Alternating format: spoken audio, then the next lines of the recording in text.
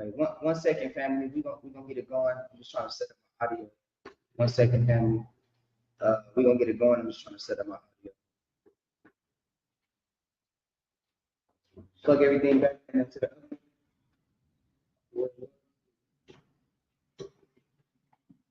turn it on. Check. Check.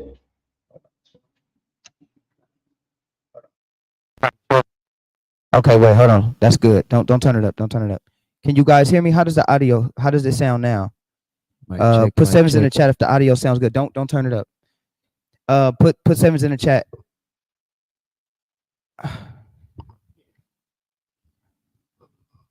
Shalom family. Put sevens in the chat if it sounds good. Hold on 1 second. Let me go to you can come up here and sit down now. Oh yeah, it sounds good. We good. We good. We good. We good. We good. We good. We good. We good. We good. All praises. All praises. Shalom to everybody. Hope everybody's having a good dedication. We got an early class today. We're gonna just do something real early because we got a celebration tonight. So we're gonna go ahead and jump into a couple of little topics that I wanted to get into tonight. Well, not tonight, but this afternoon, I should say. And like I said, this class is gonna be earlier. Shalom, sis. All praise to the Most High. I hope you and your family are doing well. I got to get back with you, sis. All praises. Good to see you. Genevina. I hope I said your name right. I think I said it right, but we love you. I'm gonna get back to you. I promise. I'm gonna call you. I've been a little busy. So all praises though. All praises, all praises, all praises. All right. So we're gonna get right into it. The title of today's class is this: Christians should not celebrate New Year's. Paganism in America. Let's go right into it. All right. Christians should not celebrate New Year's. Okay. New Year's is a false deity's day. We know this already. Okay. A lot of people don't know this though. All right. So we're going to jump into this and we're going to get into some New Year's situations. We're also going to talk about a couple of things that America is known for, that is paganism. Okay. If you are a Christian, you should be anti-America. I'm going to say it again. If you are a Christian, you should be anti-America. Why should you be anti-America if you are a Christian? Because if you are a Christian, America symbolizes nothing but paganism. Okay, this is what America symbolizes. And the Bible speaks specifically against America. Okay, let's get Jeremiah chapter 10 real quick. Jeremiah chapter 10 and read verse 2. All right, we know this already, but we're going to get into it. So Christians should not celebrate New Year's, right, on January 1st. If you are a Christian and you're trying to celebrate New Year's, you are a pagan worshiper. You are an idolater. Okay, let's read that real quick. It's the book of Jeremiah, chapter 10 and verse 2. Read. Thus said the Lord, learn not the way of the heathen, and be not dismayed at the signs of heaven. Okay, give me a little bit more power. Read that one more time. Jeremiah chapter 10 and verse 2. Thus said the Lord, yes, learn not the way of the heathen, and be not dismayed at the signs of heaven. Okay, the scripture says, learn not the way of the heathen and be not dismayed at the signs of heaven. Everything in American culture is heathenistic customs and practices. Everything in American culture is heathenistic customs and practice. My brother did a great lesson dealing with Christmas, Easter, all of your main holidays or folly days, we should say, in America are heathenistic customs and practices. And the Bible speaks specifically against these things. So no, you should not be trying to go to grandma's New Year celebration party. No, you should not be trying to go with your friends out to celebrate New Year's Eve and New Year's. The Bible speaks against this. Okay, keep reading. And be not dismayed at the signs of heaven, for the heathen are dismayed at them. The scripture says the heathen are dismayed at the signs of heaven. And you're going to see that even outside of the holidays or folly days, America is built off of paganism. Everything in America is paganism, and we have to speak against it. Thus says the Lord. So the first thing is this. When is the biblical, let me ask a question. When is the biblical New Year? When is let's see if the chat understands this or knows this. When is the biblical New Year? When is the biblical New Year? Okay. When is the biblical new year? When does the biblical new year start? Let's see who knows this. I'm asking the chat. When does the biblical new year start? Okay. Somebody said March. Somebody said Abib in April. Good. Khan, all praises. Yep. In springtime. Absolutely. The biblical new year is in March, April, or more specifically, springtime. Okay. The biblical new year is always going to fall in spring. Absolutely. AKA Abib. Let's go ahead and let's go into that, because you might have some Christians that don't know this, and they might come in here and they might tell you, well, God is worshiped on all days. Well, let's see what the Bible says. Let's get Exodus chapter 12, verse 2. Exodus chapter 12, verse 2. So let's start there first. Let's see when the biblical, for you Christians out there that may not know this information. We're getting a lot of new Christians that are new to our channel, probably new to hearing the truth, probably heard the truth, but never watched the YouTube video before. We want to teach them and get them to understand that the biblical new year is not in the dead of December. There is nothing new in the dead of December. And what we would call in the heathenistic customs, the winter solstice, all right? Where the heathens, the Romans, i.e. the Romans, right? The Romans, and even some of your ancient, other more ancient places, our nations used to worship in the dead of the winter, but more specifically the Romans when it comes to January 1st. Let's see what the Bible says. Let's get that. Exodus 12 and read verse 2. It's the book of Exodus chapter 12 and verse 2. Read. This month shall be unto you the beginning of months. It shall be the first month of the year to you. Okay, so it says this month shall be unto you the beginning of months. It shall be the first month of the year unto you, right? This is speaking. Read verse 1. Verse 1. And the Lord spake unto Moses and Aaron in the land of Egypt, saying. Okay, so now this is when Moses and Aaron were in the land of Egypt. And what were they doing? They were about to create, it was about to be the great Exodus, meaning Passover. All right. So when you read Exodus chapter 12, the whole chapter is going to teach you about Passover and what we're supposed to do in the ordinance of Passover. Right. So in verse 2, it says this month, which is the month that we celebrate Passover in, shall be the beginning of months unto us. Let's go to Exodus chapter 13 and verse 4. What is this month? Read that. It's the book of Exodus chapter 13 and verse 4. This day came ye out of the month Abib. And it shall be when the Lord shall. In the month Abib. In the month Abib. Okay. So let's go ahead and let's get let's go to the blue letter real quick, and let's get what the month Abib actually means. Okay. For new Christians that may not have this information, and they're going to celebrate a false deity's day on January 1st. Okay. So let me share my screen. This is for all you Christians out there. And we're going to get into some things just with America in general, because God is totally against America. Let's get that. So when you get into the month of Abib, right? Let's go ahead and it also means green ear. Okay, let's read the strong definition. It says Abib, from the unused root green, i.e. a young ear of grain, hence the name of the month Abib or Nisan. Abib, green ear of corn. So this Nisan and Abib, which are the names that was given to this month. We know Israel didn't name our months, but the other nations did. They named their months. And when you get into Nisan and Abib and so on and so forth, well, really Nisan, Abib just means green ear, which this was the ear of corn that will grow in the spring season. It will grow in the spring season, and then there's a whole ceremony that we will give, and we will offer our first. We'll take our first of our crops once they start growing, and that goes into Pentecost later down the line, right?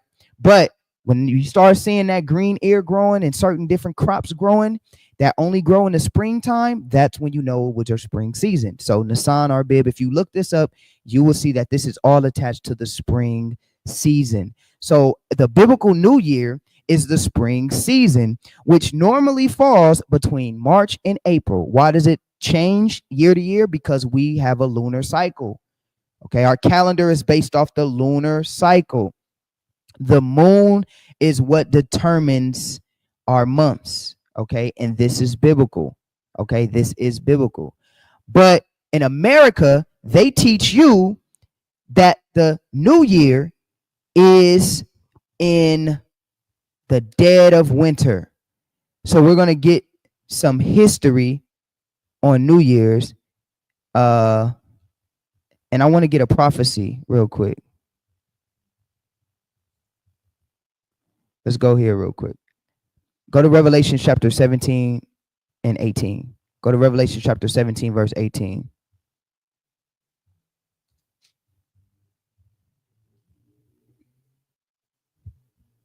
And when you got that, go ahead and read it. It's the book of Revelations, chapter 17 and verse 18. And the woman which thou sawest is that great city. Give me a little bit more power, young king. Shout out to the young king, man. We got the young king reading for the first time. All praises. Give me a little bit more power. Give me a little bit more bassness. Give me that. It's the book of Revelations, chapter 17 and verse 18. And the woman which thou sawest is that great city, which reigneth over the kings of the earth. Right. So that woman that we seen, right, when you get into Revelations, there's a great woman that is supposed to come up, which would be the last nation upon the face of the earth, aka all the European countries, starting with Rome, right? And then from Rome, you get to extensions of Rome, which America is an extension of Rome. We're going to get this prophecy. Go ahead, read. It's the book of Revelation, chapter 18 and verse 1. Come on. And after these things, I saw another angel come down from heaven, having great power, and the earth was lightened with his glory. Verse 2. And he cried mightily with a strong voice, saying, Babylon the Great is fallen, is fallen. Babylon the Great. So this place, which is the last nation that is supposed to be on the face of the planet, is called Babylon spiritually, because we know that historically Babylon had already been come and gone. Babylon was already come and gone. The nation that was in power during this time would be the Romans. So we know that this is not an actual literal Babylon, but this would be more of a spiritual Babylon, right? Why is this place called spiritual Babylon? Because this particular place, wherever it may be, is known for idolatry. The whole nation was built off of idolatry. Everything about this particular country links back to idolatry, from the first day of their months. I mean, from their years to their folly days that we call them. We don't call them holy days or holidays. We call them folly days. Everything is built off of paganism. Keep reading. Babylon the Great is fallen. Read. Is fallen. And is become the habitations of devils. And is become the habitations of devils. All right. Babylon the Great has fallen. Okay. This place is called Babylon. All right. Let's get another scripture real quick. All right.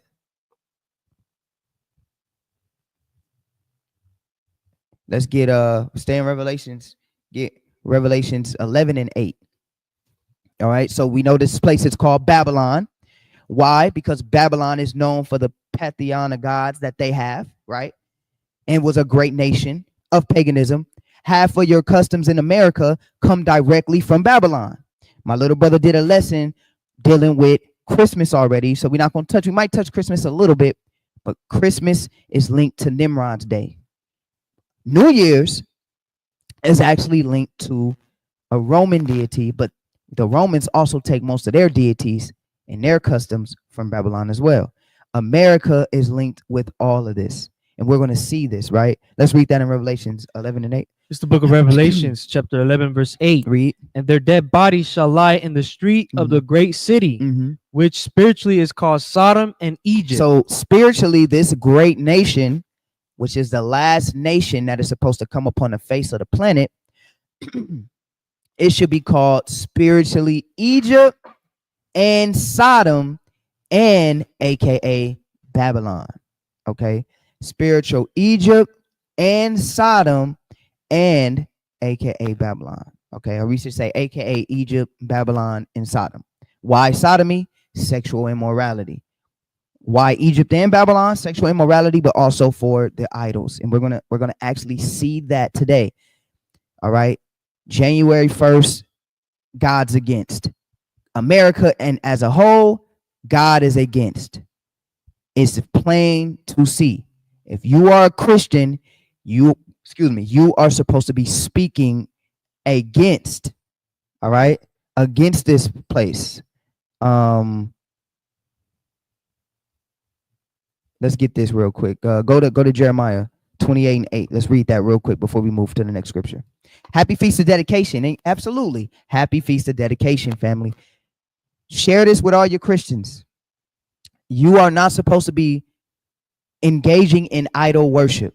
Let's read that. And our job is to warn you from the idol worship that's found in America. Let's read that. Read. This is the book of Jeremiah, chapter 28 and verse 8. The prophets that have been before me. The prophets that have been before me. Read. And before thee. And before us and as a whole, me and you. Read. Of old prophesied both against many countries, against great kingdoms of war and of evil. We are supposed to prophesy against great countries of war and of evil. You're going to find out that America is a country of evil. America is a country of paganism. Everything that you do customary in America is linked directly in paganism and against the Holy Bible. So all you Christians out there, you will be a hypocrite for keeping any of these days. And you cannot use the Bible to solidify and to say, oh, well, God, we worship on every day. And you cannot do that. When you have a day directly linked to paganism, okay, directly, and you try to associate that with God, you are evil. That is an evil thing that you're doing. The truth hurts, but it shall set you free. So our job is to prophesy against these countries and these nations and these kingdoms. Let's go to Revelation 17:8. Revelation chapter 17:8. Happy Feast of Dedication, family. And it tears me up, man, how it's okay to celebrate false days, paganism, but it's not okay to celebrate God's days. Read. It's the book of Revelations, chapter 17 and verse 8. The beast that thou sawest was and is not, and shall ascend out of the bottomless pit and go into perdition. And they that dwell on the earth shall wander. It says the beast that was, is, and is not. Why is it a beast that was, is, and is not? It's because Rome was, right? It is, Rome is at that time. Rome was, and it was not. So basically, what it's trying to tell you is that the nation is still here upon this earth. The nation's still here. It was not, and it still is right now, because America is an extension of Rome. Anybody can go research this. Anybody could go research America being an extension of Rome. Read that one more time. Verse 8, the beast that thou sawest was. The beast that we seen in Revelations, it was, read, past tense, read. And is not. And it is not, read. And shall ascend out of the bottomless pit. And go into perdition. Read. And they that dwell on the earth shall wander. Whose names were not written in the book of life. You go back and read verse 8 one more time. Oh no, keep reading. Read verse 8 one more time. Read it one more time. It's the book of Revelations, chapter 17 and verse 8. The beast that thou sawest was and is not. Read. And shall ascend out of the bottomless pit. Read. And go into perdition. Read. And they that dwell on the earth shall wander. Read. Whose names were not written in the book of life from the foundation of the world. When they behold the beast that was. The beast that was, read. And is not. And is not, read. And yet is. And yet is. The beast that was, and is not, and yet is. So it was past tense. It was not because Rome was destroyed, but it yet is because America is the new extension of Rome. America historically comes out of Rome. This is a fact. Anybody could go research this. America is an extension of Rome because America is an extension of Great Britain, which Great Britain is a part of Rome. Okay. Great Britain is a part of Rome, and all those EEC or the European Economic Communities all come from the Roman umbrella. So let's go ahead and share my screen. Let's read a little bit about January 1st. Okay. When you recognize January 1st, what are you doing? What are you celebrating? All right. I got a little article that I want to read. Okay. So in 46 BCE, the Roman Emperor Julius Caesar first established January 1st as New Year's Day. Okay. January. Can you go to the brothers and give me a bottle? Or can you give me a bottle of water? All right. Julius Caesar first established January 1st as New Year's Day. Okay. So this was the Roman Emperor Julius Caesar who established this day in 46 BCE. Remember, we just read the new year for the Bible starts in springtime. Remember, the Most High God says our new year is in the springtime. That should be enough. That should be enough. If God tells you when his new year is, then that should just be that. It should not be any other excuses for that. All right. Shouldn't be no other excuses for that. Let's keep reading. The water, brothers. Thank you. It says, thank you. It says Janus, all right, was the Roman god of doors and gates and had two faces, one looking forward and one back. Caesar felt that the month named after this god, which is where we get the name January from. So even the names, everything is paganism within America. Everything, okay? The names of your months, the names of your weeks, everything in America is built off of paganism.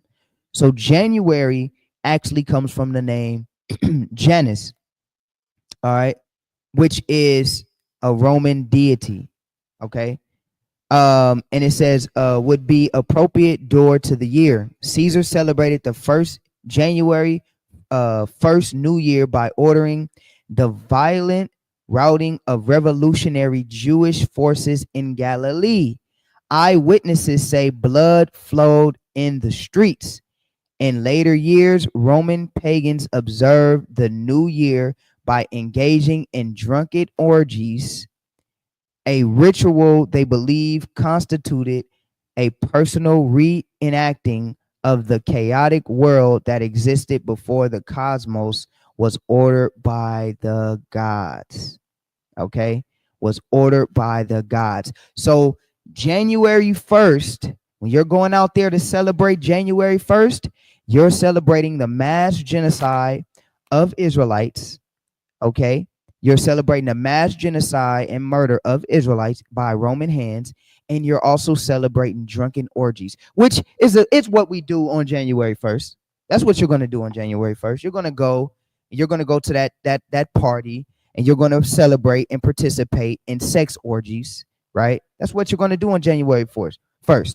If you don't do, that's what the majority of America is going to do. Majority of America, you're going to participate in orgies and strip clubs or whatever you like to do. The same thing that they used to do in Rome, right? Go out there, get drunk, and participate in all type of fornication. But for you good Christians out there that's going to say, well, no, we're just going to be in the church and we're going to count down and all that, the kids, and we're going to pop apple cider. And you're still celebrating a day that God did not assign for us to keep. So you're still celebrating and acknowledging Janus and worshiping his day, if you acknowledge this day as the new year. So all you Christians out there, don't Happy New Year me, please. Don't Happy New Year me. Yes, when that ball drops, right? You're going to celebrate paganism when that ball drops. So we know that our new year starts in the spring. We align our new year with God. If you are a Christian and you're keeping this so-called pagan day, you're aligning with the devil and Satan. All right. As Christianity spread, pagan holidays were either incorporated into the Christian calendar or abandoned altogether. By the early medieval period, most of Christian Europe regarded Annunciation Day, March 25th, as the beginning of the year. According to Catholic tradition, Annunciation Day commemorates the angel Gabriel's announcement to Mary that she would be impregnated by God, which is not scriptural, and conceive a son to be called Jesus. They just be making up stuff. That's not even in the Bible. But this is where you get them accumulating Christmas. Okay? After William the Conqueror, aka William the Bastard, and William of Normandy became king of England on December 25th, 1066, he decreed that the English return to the date established by the Roman pagans, January 1st. Okay, this is the history of your January 1st New Year. Has nothing to do with God, has nothing to do with the Bible, has nothing to do with the real Christianity and following Christ. It has everything to do with paganism and evil. This move ensured that the commemoration of Jesus' birthday, December 25th, would align with William's coronation, and the commemoration of Jesus' circumcision, January 1st, would start the new year, thus rooting the English and Christian calendars and his own coronation. William's innovation was eventually rejected, and England rejoined the rest of the Christian world and returned to celebrating New Year's Day on March 25th. So they wanted to celebrate New Year's Day in March 25th, which what is meaning by that is the original Christians who were Jews, remember, the end of March, between when you have the month of Abib come in, which would be the when you have the equinox, the spring, what we call the spring equinox. The spring equinox normally falls towards the end of March, between March 25th to the 27th normally. That's when the spring equinox would normally fall, and that would be the ushering in of spring season. So a lot of the Christians, which the original Christians were Jews, they went back to celebrating their new year in March. But you Christians today, you celebrate your new year aligned with paganism, right? Aligned with paganism, which is aligned with Janus and Rome, okay? About 500 years later, in 1582, Pope Gregory abandoned the traditional Julian calendar. By the Julian reckoning, the solar year comprised 365.25 days, and the intercalation of the leap day every 4 years was intended to maintain correspondence between the calendar and the seasons. Really, however, there was a light inaccessory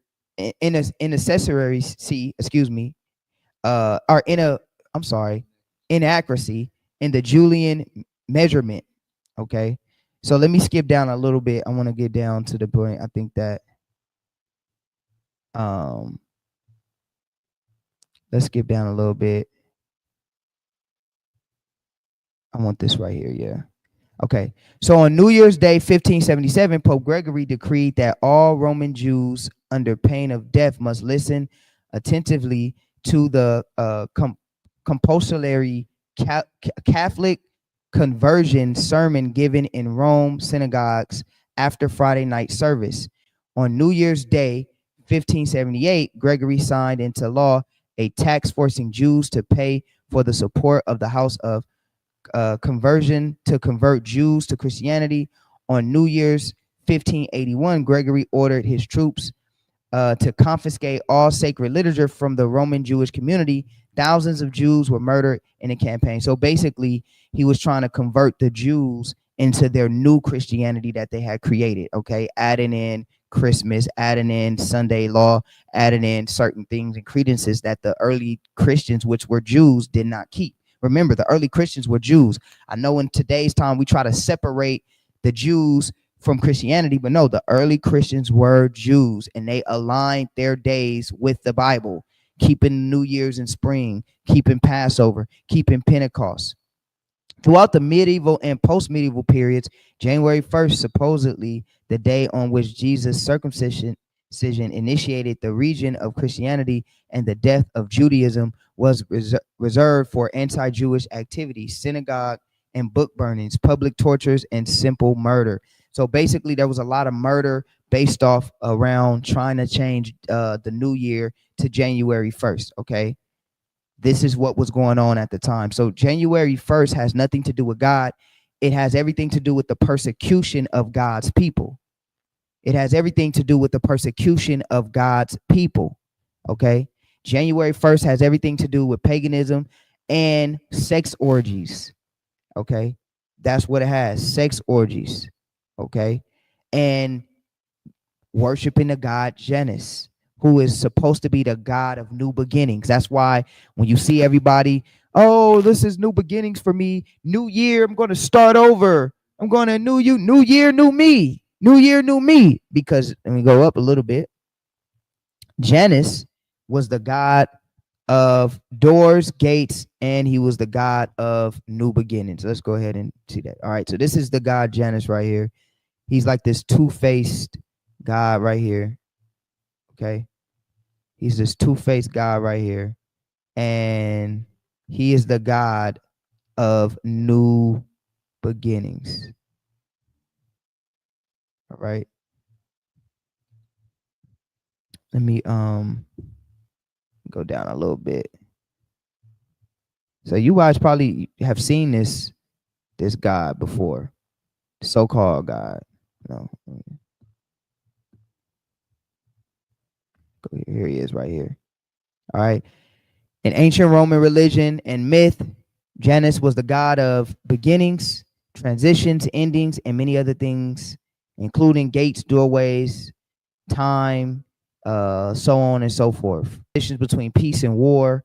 All right, Janus is often depicted with two faces, one looking to the past, one looking to the future. This allowed him to see simultaneously inside and outside, and forwards and backwards without turning around. Okay, here are some facts, and you could go fact check all of this. We just reading a little bit about a little bit on this. The month of January is named after Janus. We just read that. There was a temple of Janus that once stood in Rome. Janus worship may predate the rise of Roman empire of the Roman Empire, and seems to have an what is that, Etruscan origin. Let's see what this is real quick. This must be another god right here.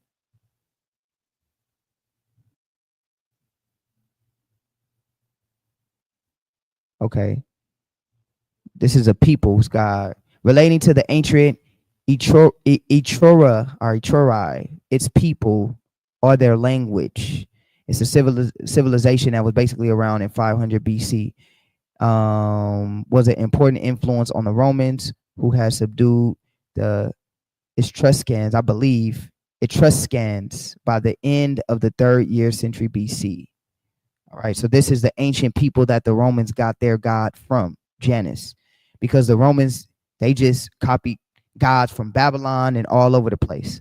Okay, and then guess what America did? America did the same thing. They copied gods from Rome, Babylon, Egypt, so on and so forth. So if you're worshiping or celebrating January 1st, you're literally celebrating this god right here. This is the god you're celebrating.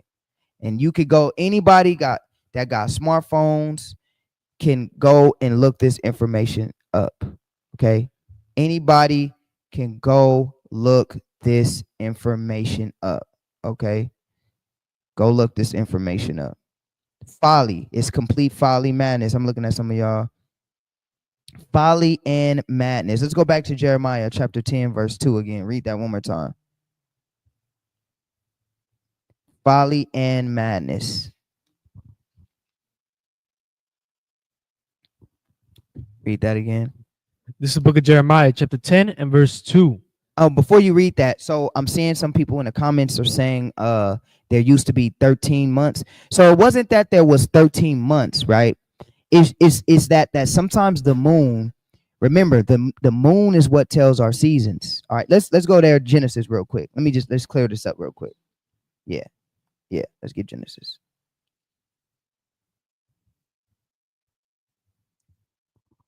All right. And let's read Genesis. Yeah, you can read 14. Yeah, read 14. This is the book of Genesis, chapter 1 and verse 14. And God said, let there be lights in the firmament of the heaven to divide the day from the night. And let them be for signs and for seasons and for days and for years. Right. So what we will have is you will have what's called, or what we call, a double adar. A double adar is like if the moon is what determines our days and our seasons, or the sun, the moon, and the stars, the celestial bodies.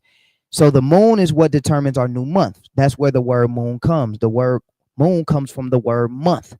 So every new moon, we would start our new month, right? And the moon has about 30 days, a 30-day cycle. Okay, the moon is a 30-day cycle from dark to light, and then dark again. It's about 30-day cycle. So remember, our new year has to be in the spring season, though. So if we had a new moon that happened, because sometimes the moon does that, right? When you're following the moon, you'll have what they call a leap year or anticellary month, right?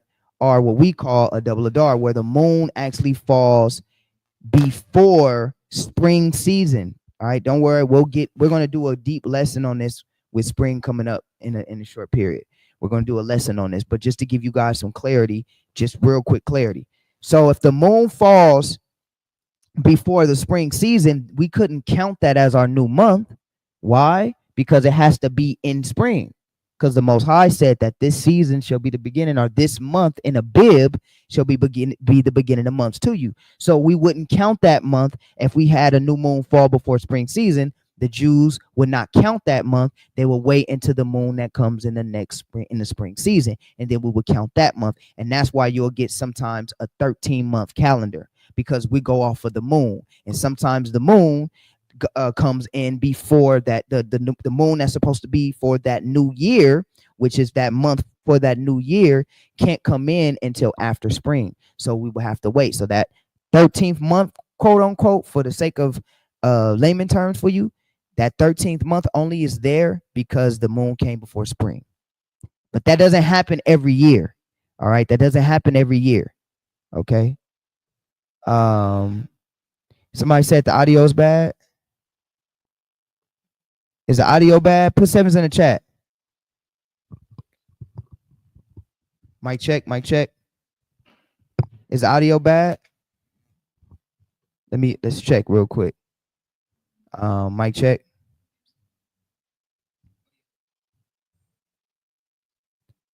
It sounds good on the. All right. Sounds good. Better now? Okay. Let me see.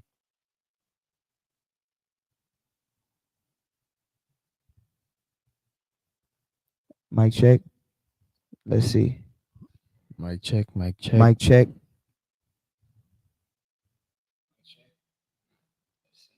Is it good? You sure, guys? I'm listening to it right now. Let me see.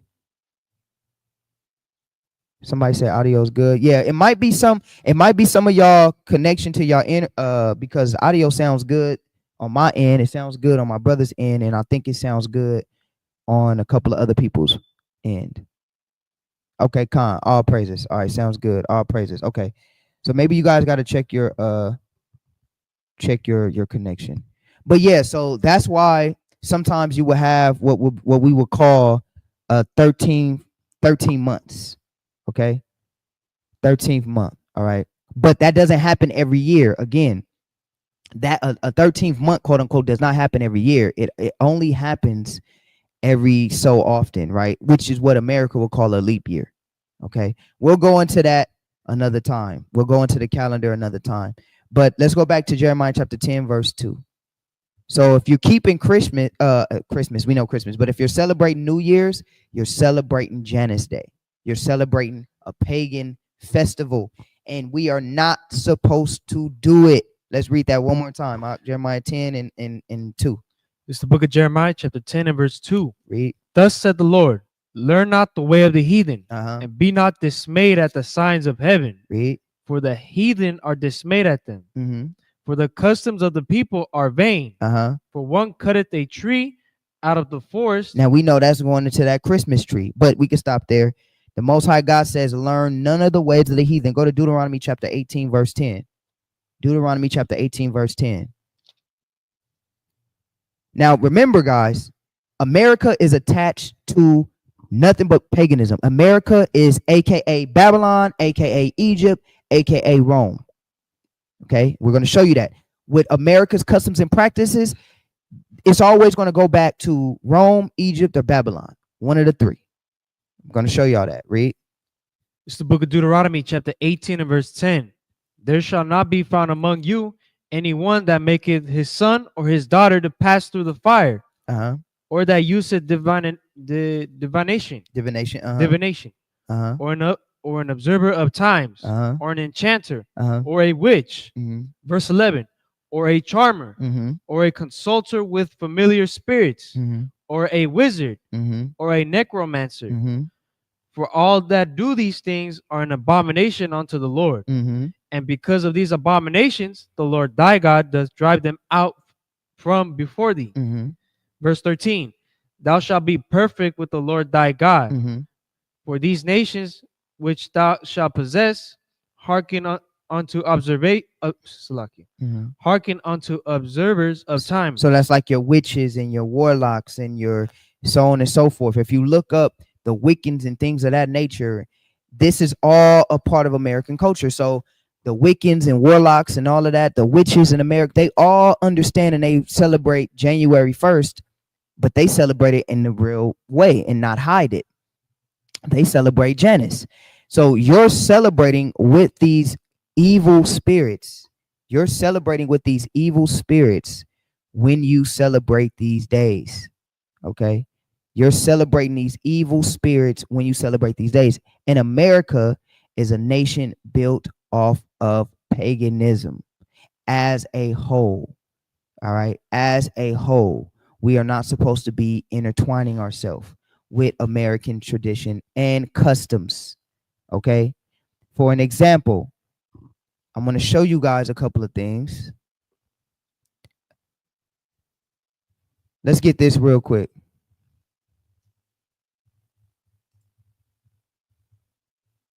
Give me Psalms 94 and 20. Give me Psalms 94 and 20. Okay. Psalms 94 and 20. Yes, 6-foot soldier. Yeah, come back, exit and come back and let me know if it's still going in and out. Go ahead, read that. It's the book of Psalms, chapter 94 and verse 20. Shall the throne of iniquity have fellowship with thee, which frameth mischief by a law? It says, shall the throne of iniquity have fellowship with thee, which frameth mischief by a law? You understand? They do mischief by a law. America is the throne of iniquity. America is the throne of iniquity. We can prove. So when you say God bless America and you believe in the Bible, how can you say God bless America when America is built off of iniquity? Not just the bloodshed of innocent people, right? Not just the bloodshed of innocent people, but it's also started off of paganism. For an example, we did this before. I know most of you guys remember this. Okay. So not only is New Year's paganism,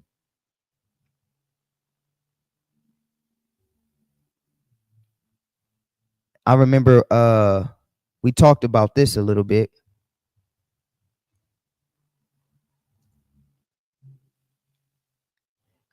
Y'all remember what this was?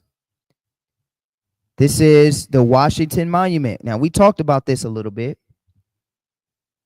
Okay. This is the Washington Monument. Y'all see this?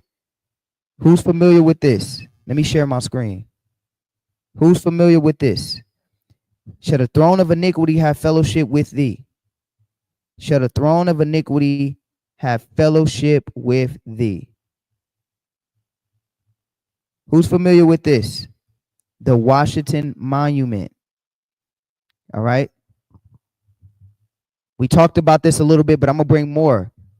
God is totally against America. God hates America. Read that again in Psalms 94. It's the book of Psalms, chapter 94, verse 20. Uh-huh. Shall the throne of iniquity have fellowship with thee, which frameth mischief by a law? Uh-huh. Which frameth mischief by a law. This Washington Monument is where all of the presidents are sworn in. All of the presidents are sworn in by this monument. Now, we talked about this some time back, and we're going to talk about what this monument actually is. All of the presidents are facing this monument, and this is a Washington Monument, which is, when you go back, let's go back. The Washington Monument is an obelisk in Washington, D.C. Now, you might not know what an obelisk is. America got to go, y'all. I'm telling you, America got to go. This place is going to burn because God is going to come back and destroy it. This is an evil nation. This nation is not a nation for God. This is not a nation under God. This is a nation under Satan. Everything that you do that this nation has given you is given to you by Satan. Your New Year's given to you by Satan. We just talked about that with Janus. Your Christmas was given to you by Satan. Your Easter given to you by Satan. All of your folly that's laid out here is given to you by Satan. So the Washington Monument is an obelisk, all right, in Washington, D.C., honoring George Washington, the first president of the United States, constructed in granite face with Maryland marble, all right. It's 55 feet high, okay, and this is where all of your presidents are sworn in. This monument is in honor of Washington, George Washington, okay. An obelisk, what is it? An obelisk, all right, originally erected in Paris at the entrance of ancient Egyptian temple, all right.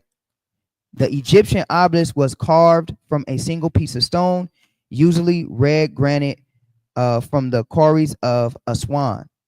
All right, let's get what it is. So this actually, the obelisk actually comes from Egypt. All right, the obelisk actually comes from Egypt. That's why this place is called spiritual Egypt. This place it's going to be over and over again connected to Egypt, Rome, and Babylon. That's what this place is going to always be connected to, because this is the last great beast in Revelations that was, is, and is not, that the Most High is going to come back and destroy. Okay? What we read in Revelations, I believe that was 18 and 8, I believe. All right, 17 and 8. All four sides of the obelisk shift are embezzled with hieroglyphs and characteristically includes religious dedications, usually to the sun god, and commemoration of rulers. So in Egypt, in ancient Egypt, they would erect an obelisk in dedication of the sun god and in commemoration of rulers. Does that sound familiar with the Washington Monument? Didn't they erect it, right? Didn't they erect it in honor of George Washington? And also too, they would say that any of the Egyptian rulers, their spirit will go into this particular object in sun worship. But the Most High God told us not to do that. Let's go to Exodus 20. Exodus chapter 20. So when you're watching your inauguration, right, and you're swearing in of your president, you're literally participating in an idolatrous ritual. This is why we teach not to vote.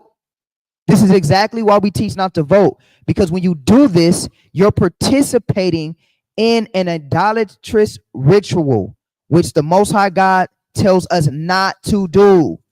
And if you believe in the Bible, you're not supposed to participate in this. Get Exodus 20, and let's go and read verse, start at verse 1. It's the book of Exodus chapter 20 and verse 1. And God spake all these words, saying, I am the Lord thy God, which have brought thee out of the land of Egypt, out of the house of bondage. Verse 3, thou shalt have no other gods before me. It says, thou shalt have no other gods before me. But I'm going to tell you something. Half of you guys and you Christians and you people that say you believe in God are worshiping George Washington. How am I worshiping George Washington? Don't worry. We're going to show you how you're worshiping George Washington, because George Washington is a god in America. He's a god in America. They're letting you know he's a god in America. How are they letting you know he's a god in America? Because they're erecting Egyptian monuments up for him as being the god for his people in America. Okay, this is all a fact. All you got to do is research this, right? Keep reading. Verse 3, thou shalt have no other gods before me. Read. Thou shalt not make unto thee any graven image or any likeness of anything that is in heaven above or that is in the earth beneath. Is this a graven image? Yeah. Oh. Let's go back to the Washington Monument one. Is this a graven image? Oh. Absolutely. It's an image. Let me back up a little bit. It's an image that was built directly from Egyptian customs and practices. And it is an image representing sun worship, the god Ra. So when you watching your President Obama get sworn in, because y'all love Obama, y'all love whoever the hell y'all voted for, Kamala Harris and whoever. When you watch your president get sworn in, they got to get sworn in under the authority of this sun god. If anybody knows about masonry, this goes into masonry. All right. All of your presidents are masons. All of your presidents deal in masonry. And masonry is the top disrespect to the Most High God. Okay. So you got this monument that all presidents have to get sworn in under as paganism. Everything is connected to paganism. Your New Year, your presidential customs, everything. But look at this one, y'all. Let me show y'all this. How many of y'all knew about this one right here? I'm going to show y'all this one. How many of you guys knew about this real quick? This is going to be, look at this. The Apotheosis of Washington. All right. How many of you guys are familiar with this? Let's see. Apotheosis. How many of you are familiar? This is an image that's in the Capitol. How many of you guys are familiar with this? Put sevens in the chat if you're familiar with this. Apotheosis. Let's get the definition of apotheosis.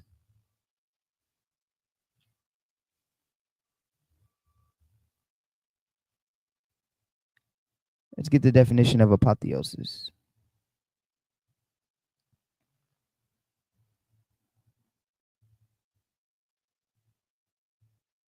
All right.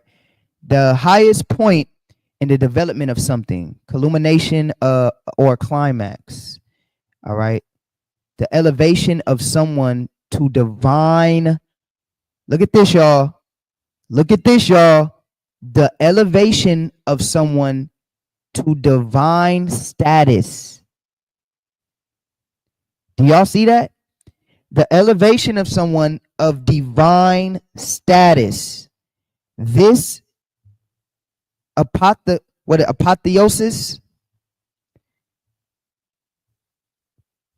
of George Washington is in the U.S. Capitol, and it is the highest point.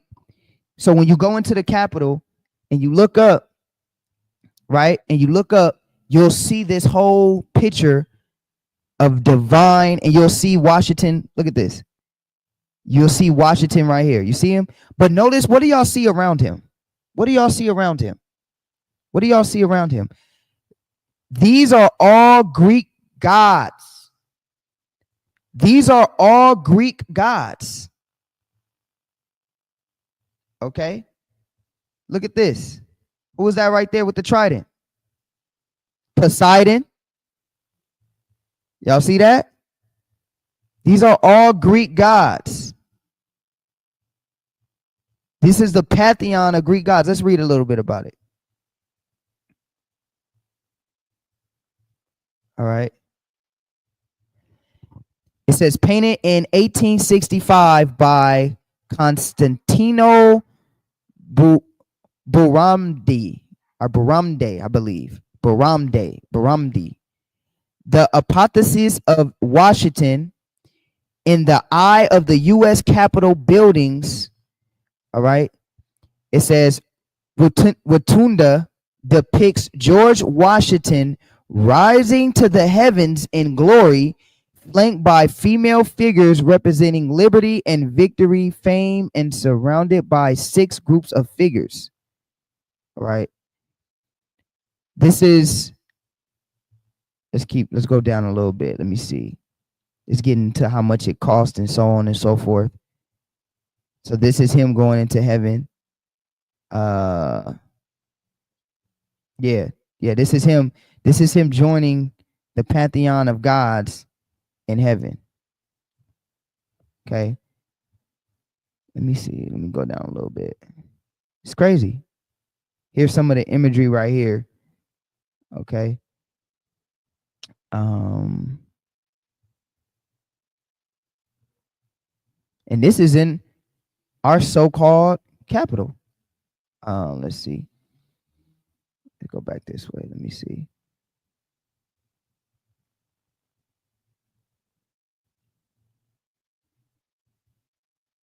George Washington is the god in America, quote unquote. All right. So here's the symbolism. I just want to read some of the symbolism. The Apotheosis of Washington depicts George Washington sitting among the heavens in an exalted manner, or in literary terms, ascending and becoming a god. Washington, the first U.S. president and commander-in-chief of the Continental Army during the American Revolutionary War, is allegorically represented, surrounded by figures from classical mythology.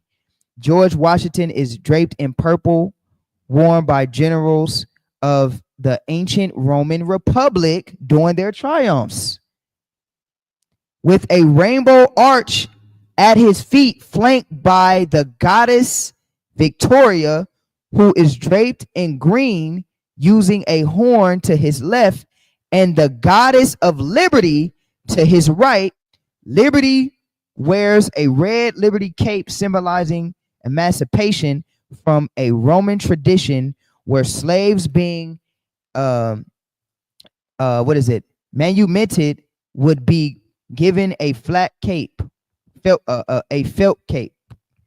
She holds a fasces in her right hand and an open book in the other, to which George Washington gestures with his right hand. Forming a circle between liberty and victory are 13 maidens, which each with a star above her head, representing the original 13 colonies. Several of the maidens have their backs turned to George Washington, said to represent the colonies that had seceded from the Union at the time of painting. Across the circle from George Washington is a banner. I don't know how to read that Latin word, but it means out of many one. That's what this Latin word means. All right. E pluribus ium, Latin for out of many one. Surrounding George Washington, the 2 goddesses and the 13 maidens are 6 scenes lining the perimeter, each representing a national concept allegorically, from directly below George Washington in the center, and moving clockwise. War, science, marine, commerce, so on and so forth. So this is in your capital right here. George Washington becoming a god, descending and becoming a god. Okay. This is what they painted, and it's called the Apotheosis of George Washington. If you look this up, you'll see it. They're not even hiding it. Okay. They're not even hiding it. Okay. And here's a better picture of it right here. Okay. Let's do this real quick. Look at all these deities right here. Standing on the rainbow right here. So this is him as a god. Look at him. And look at his hand. Doesn't this represent? Let me show y'all something. Y'all see how he's pictured right here? Y'all see how he has his hand up right here? Let me see if I can zoom in a little more for y'all. Y'all see how y'all see how he has his hand up? What does he look like right here? Look at his hand right here. Look at his garment. Look at him. What is a resemblance? What is this in resemblance of? Take a wild guess. Take a wild guess. Yes. Absolutely. Look.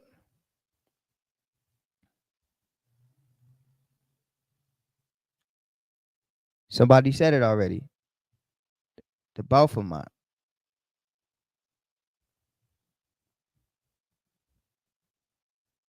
Look it. Salakia. It's just crazy how these dudes, they're not hiding it. They're not hiding it. You know? Don't that look familiar? Don't that look familiar? Don't that look familiar? Look at that.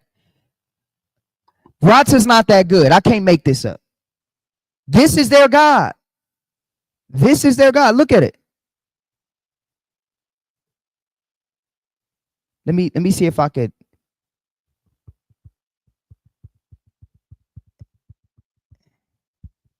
And I'm gonna make it. Hold on. I'm gonna try to make this so I could do a side by side. Can I do that? Let's see. Yeah. I'm gonna do like this. Hold on. I'm gonna do like this. Let's look it up again. I want y'all to see this. This is what you worship in America. What? Like this, right? Yeah, but I gotta make it smaller, I think, right? Let me see.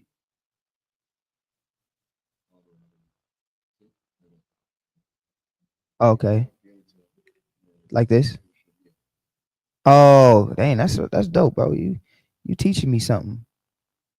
All right, so let's look this up.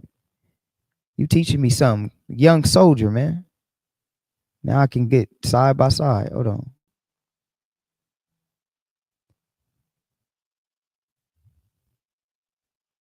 Look at this. Look at this.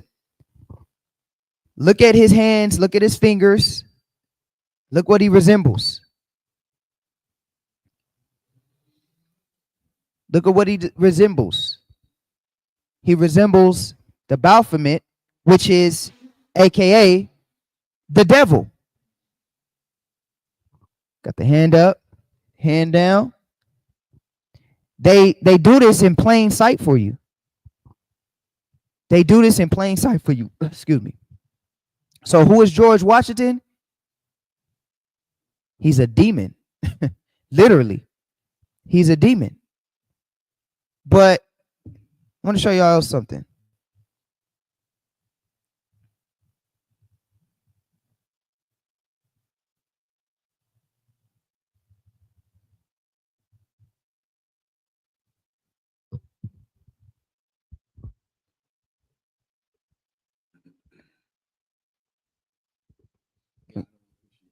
Yeah, I'm looking for that picture of so-called the man that they say is Christ. Let me see. I think that's the Last Supper. Is it the Last Supper? Let's see. Yeah, there might be. Let me see.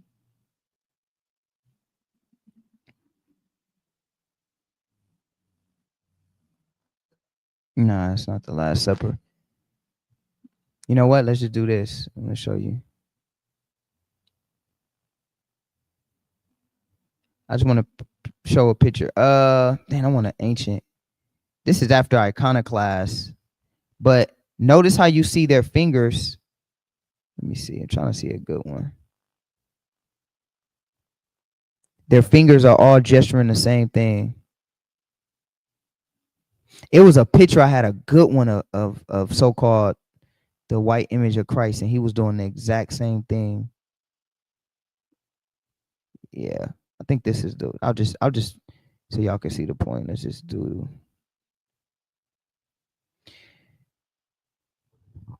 Well, you could just see in all the pictures, right? Like if I zoom in, you can see his fingers resembling the same type of style. Look at this one right here. Anytime it's a painting of so-called Christ, it's the same type of painting style. You see the fingers, the two fingers up, the hand up, same type of gesture. I hope y'all get it, but it was one picture I was looking for. I can't find it though. It's one. Let me see.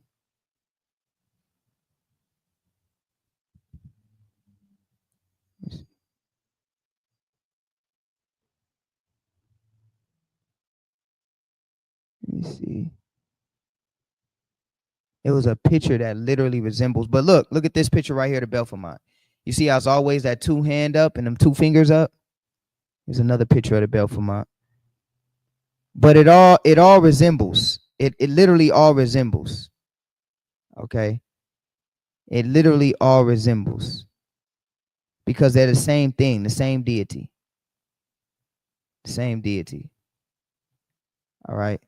So this is George Washington being recognized as a deity. Go back to that Exodus real quick, 20, and read verse 4 again. Read verse 3 again. It's the book of Exodus chapter 20 and verse 3. Thou shalt have no other gods before me. Uh-huh. Read. Verse 4. Thou shalt not make unto thee any graven images. Read. Or any likeness of anything that is in heaven above. See, America making graven images of their God, George Washington. Read. Or that is in beneath, or that is in the earth beneath. Uh-huh. Or that is in the water under the earth. Uh-huh. Verse 5. You see this? So all of this is evil.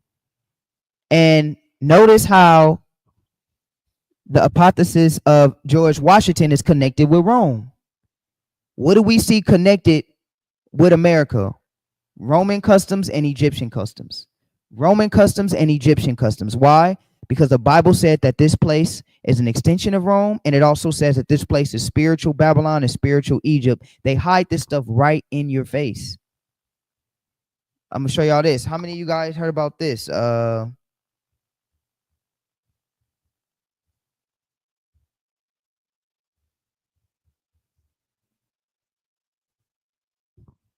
right. This is what's called. How many of you guys have ever seen this? Right, in Egypt. This is called a winged sun disk. All right. You've probably seen this in regards to Egypt. Put sevens in the chat if you've seen this in regards to Egypt. Okay, a winged sun disk. Okay. A winged sun disk. You've probably seen this in regards to Egypt. I'm going to show you that America is directly connected with Egypt, Rome, and Babylon, and Sodom. Okay. Let's see what this symbol represents. All right. So it's a winged sun disk. It means protection. In ancient Egypt, the winged sun disk is intended to protect the land and the pharaoh. It was often depicted in a royal art and architecture, and was also featured in tombs. Divine power. The winged sun disk represents the divine power of the sun god Ra, who was the creator of the world and ancestor of pharaohs. The journey of the sun. The winged sun disk represents the journey of the sun and the victory of light over darkness. Eternal soul. The winged sun disk also symbolizes the eternal soul. Royal dignity. The winged sun disk is a symbol of royal dignity from the ancient kingdom. All right. So spirits of good and evil. So it has a multiple multiplicity of different meanings. But look at this.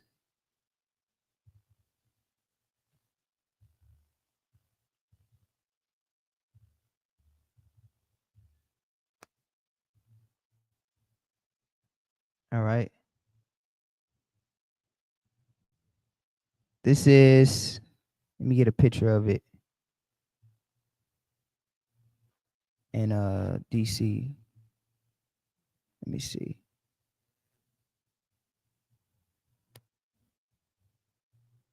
Let me see if I can get an actual. Let me see. Not this one. I want the winged sun disk.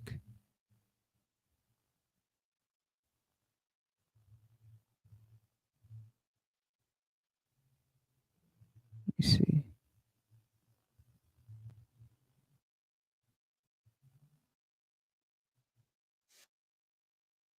Okay.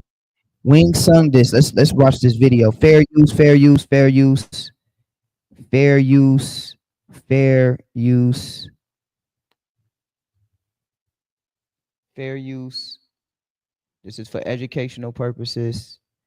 Entrance at Rock Creek Cemetery in DC. Okay.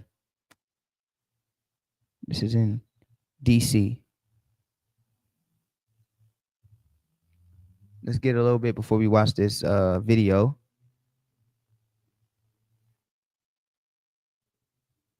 All right.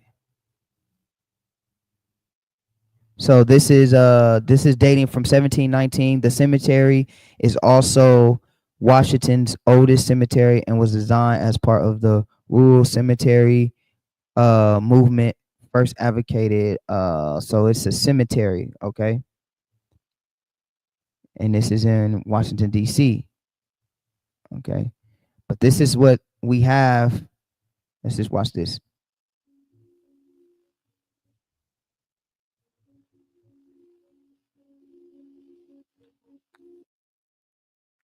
All right. So when you go here, see if they show it.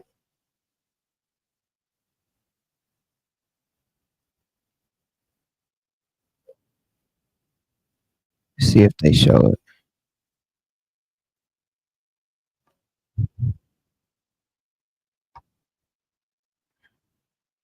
There it is right there.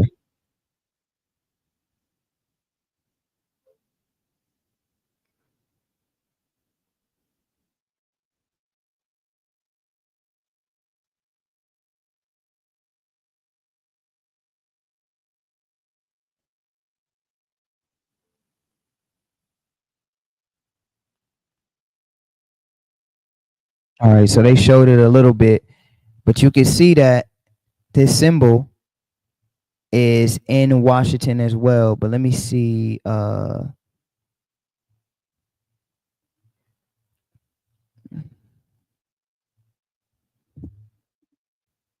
me see.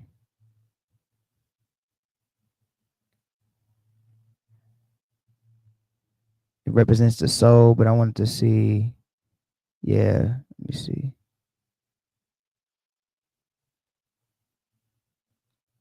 So yeah, that's cool. I wanted to see if I could get a better picture for you guys. Even though you guys kind of seen it in the video, I might be able to go back and. But here it is right here. Here's a. I'll just zoom in right here. So here is it right here. This is the winged sun disk. Okay, and this is also associated with Egypt.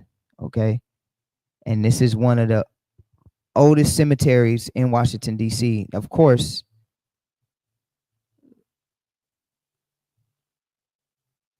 Let's see who would be buried here. Let me see.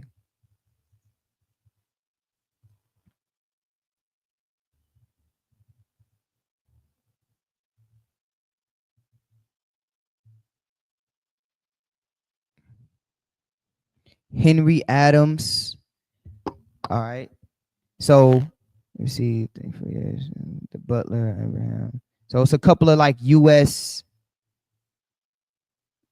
U.S. men that were a part of it. Let me see. Crimson.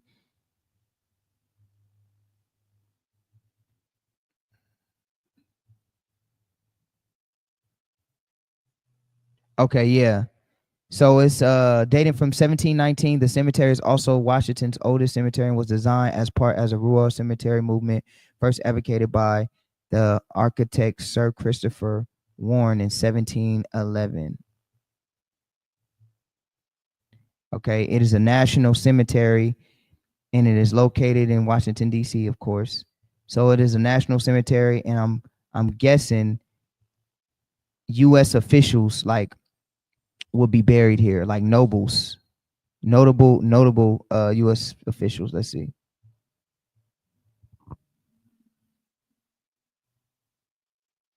All right.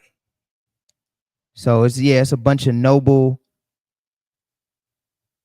Alice Roosevelt. Yeah, it's a whole bunch of noble U.S.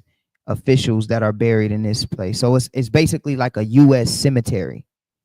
All right, U.S. government cemetery, and generals and stuff like that are placed there. But remember, they put this particular monument, which is the winged sun disk, to notice them as protection and protecting from different spirits and peace and so on and so forth, and nobility and so on and so forth, right? Protection. So this is what they put. All right. So we got a lot of different connections with Egyptian culture, Roman culture, not to mention, I think somebody even said the dollar bill, which everybody already knows this.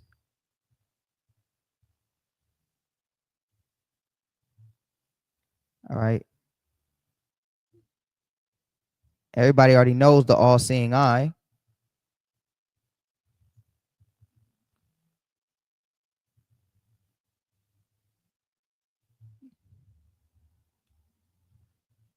All right. Everybody already knows the all-seeing eye, which is on our money. Okay. Which is on our money. Now, this are the eye of providence. If you go now, I could do a whole lesson just off this symbol alone. Okay. I could do a whole lesson just off this symbol alone. But the point is, America is the home of witchcraft, the home of idol worship, and the Most High God tells us not to behave in that fashion. Right? The Most High tells us not to behave in this fashion. And if you trust in America and you worship the gods and deities of America, January 1st, so on and so forth, you're in a direct violation of the commandments of what the Most High God tells us to do. All right. So, we're going to go ahead and end it there. I just didn't want to be too long today. We already been in for an hour 30. I want to just get a little bit of something, but all Christians should not celebrate New Year's. New Year's is rooted in paganism. America is rooted in paganism. We're going to do a part 2 of this. I'm going to go deeper into this, but if you're in American customs, get out of it, because it's wicked and it's evil. Okay. It's wicked and it's evil, and it has nothing to do with the Bible. Yeah. We probably gonna have to do a whole part 2 on the celebrities and all of that. Right. The celebrities, all of that. Everybody is sold out. Everybody, your billionaires, your rock, everybody is sold out to the beast system. This is the beast system. So we'll get into that. But happy Feast of Dedication. We're gonna go ahead and get ready. We love y'all. We love y'all. I just want to give y'all a little bit. Christians should not celebrate New Year's. New Year's is evil. It is rooted in paganism, and our New Year's starts in the springtime. We love y'all. Happy Feast of Dedication. Make sure y'all are in the spirit of dedication. Make sure you are celebrating. And until next time, we'll be back here sundown on the 30th for our new moon, and then to close out our dedication sundown on the 31st. So we love y'all, family. Until next time, shalom. Kwam Yashwala.